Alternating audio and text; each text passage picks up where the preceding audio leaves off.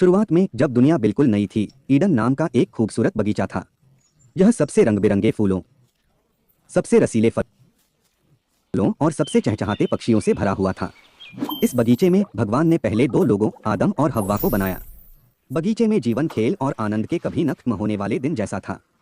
आदम और हव्वा ने इस अद्भुत जगह की खोज की, जानवरों के साथ बातें की, शानदार पेड़ों की छाया के नीचे आराम किया और बगीचे में अनगिनत पेड़ों के बीच सबसे मीठे फलों का आनंद लिया।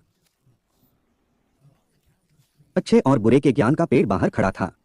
परमेश्वर ने आदम और हव्वा को केवल एक ही नियम दिया था, इस पेड़ का फल मत खाओ। लेकिन जिज्ञासा एक शक्तिशाली चीज है। एक दिन एक डरपोक सांप हव्वा के पास आया। यह एक आकर्षक विचार फुसफुसाया, फल खाओ और तुम भगवान के समान बुद्धिमान हो जाओगे। आपको अच्छे और बुरे के बीच का अंतर पता चल जाएगा। फल बहुत आकर्षक, बहुत स्वादिष्ट लग रहा था और ज्ञान का वादा बहुत लुभावना था।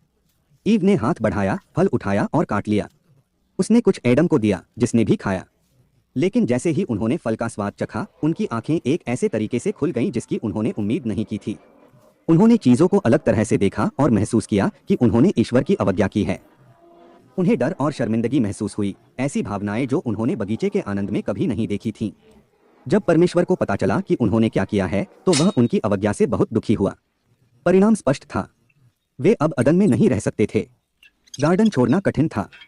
अदन के द्वार उनके पीछे बंद हो गए और पहली बार उन्हें जीवन की कठोरता का दंश महसूस हुआ।